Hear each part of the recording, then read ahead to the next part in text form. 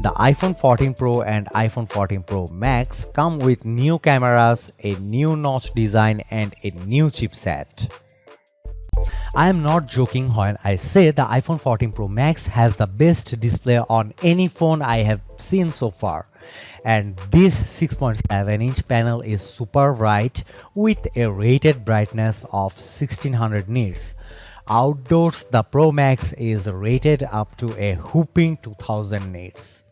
Up close, I really appreciated the rich colors and detail as I watched a recorded video in the new action mode. It's like having a mini movie theater in your pocket. It gets better. The iPhone 14 Pro Max has an always-on display that shows you widgets and notifications in a low power state but still in color. This is much better than anything Android phones have tried. And because the display scales down to 1 Hz, it should use very little power. The iPhone 14 Pro Max has a release date of September 16 with iPhone 14 pre-orders starting from September 9 on all 4 new models. The starting price is $1,100, which is expensive but sort of good news as there are rumors that the iPhone 14 Pro Max was getting a price hike.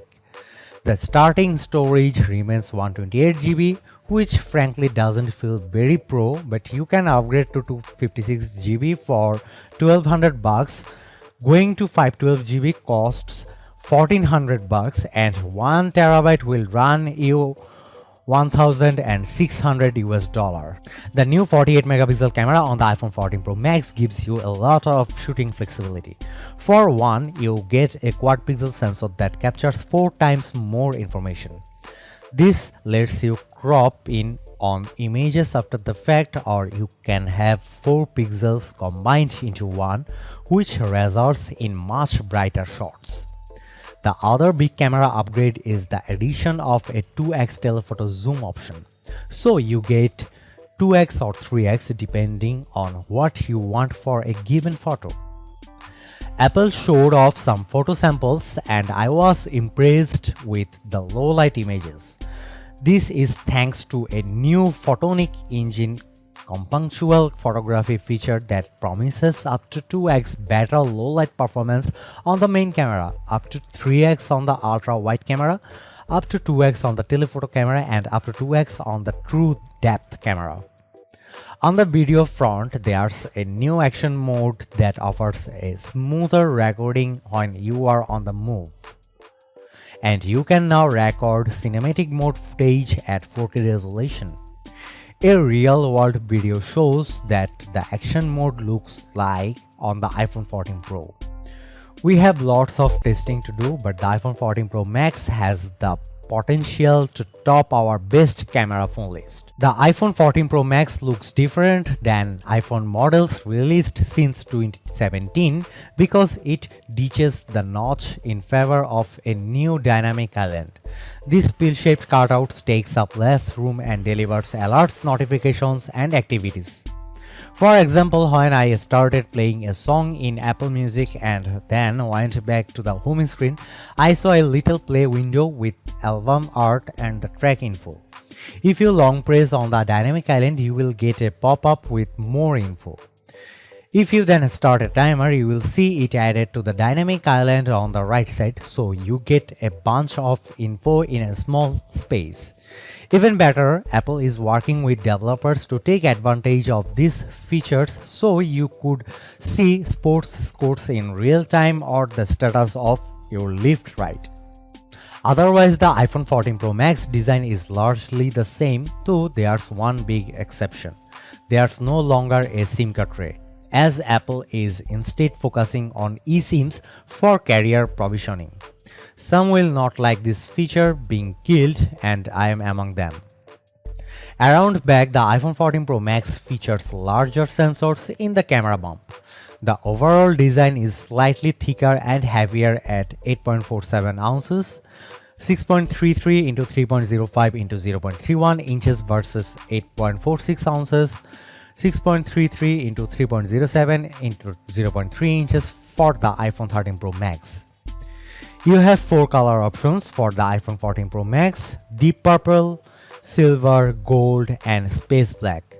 I am partial to the deep purple as it pops the most. The iPhone 14 Pro Max features a new A16 Bionic chip using a 4nm process, and Apple claims that its 6-core CPU is up to 40% faster than the competition. There's also an accelerated 5-core GPU with 50% more memory bandwidth. What's the point of all this power? The CPU, GPU, neural engine, and image signal processor are designed to work together to support the new camera hardware and perform up to 4 trillion operations per photo. We will be putting this A16 Bionic chip to the test in our own benchmarks. Apple claims that the iPhone 14 Pro Max offers all-day battery life. That translates to a rated 25 hours of streamed video playback, though that's the same as the iPhone 13 Pro Max. The good news is that the iPhone 13 Pro Max lasted more than 12 hours on our web surfing test, putting it on our best phone battery life list.